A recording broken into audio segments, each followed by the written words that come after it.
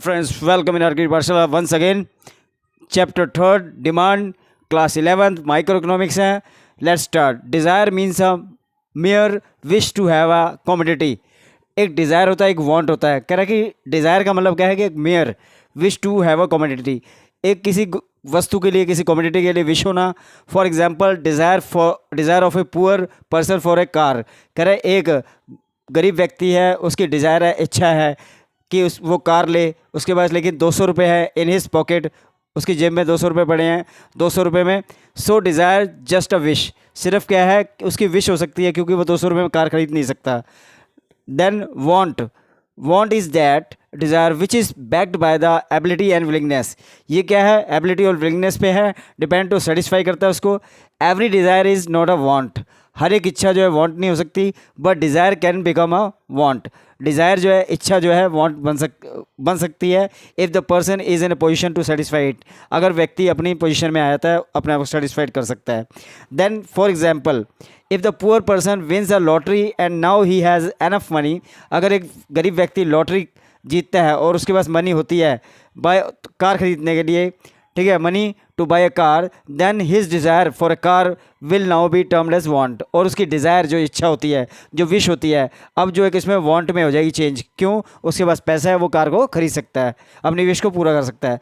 Then what is the meaning of demand या defined demand. Demand is the quantity of a commodity that a consumer is willing and able to buy. Means क्या है, demand क्या है, वह quantity होती है, वह consumer जो है किसी वस्तु को खरीदने के लिए तैयार होता है दिए गए प्राइस पर, दिए गए टाइम पर, ठीक है, each possible price during a given period of time. Then determinant of demand, individual demand के अंदर price of the commodity, given commodity. Means के price of the given commodity क्या है कि प्राइस पे डिपेंड है कि लोग जो है कितना खरीदेंगे, उस पर कितनी क्वांटिटी खरीदेंगे, ठीक है, और प्राइस के हिसाब से ही क्वांटिटी को खरीदेंगे वो इस मार्केट के अंदर. देन सेकंड है price of related goods. Price of related goods क्या है, इसमें जैसे सब्सटीट्यूट गुड्स है, कॉम्प्लीमेंट्री गुड्स है. मीन्स क्या, अगर सब्सटीट्यूट गुड्स जो है, अगर मान लो किसी की कॉस्ट जैसे पेप्सी की रेट बढ़ जाता है तो लोग कोक प्रेफर करेंगे, ठीक है. देन कॉम्प्लीमेंट्री गुड्स है.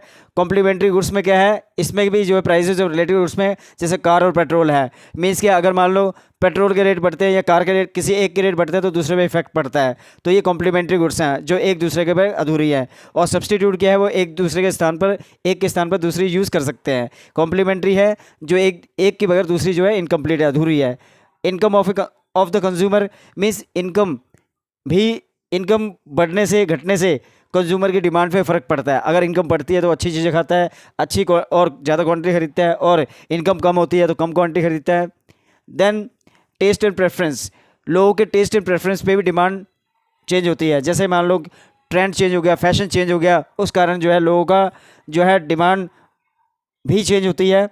Then expectation of change in the price in future. Means अगर लोगों को लगता है कि किसी चीज़ की प्राइस जो है फ्यूचर में ज़्यादा हो जाएगी, बढ़ जाएगी, तो क्या है वो ज़्यादा क्वांटिटी में गुड्स को खरीदना शुरू कर देते हैं. ये वीडियो का पार्ट जो है फर्स्ट है. I hope you will like this. Thank you very much.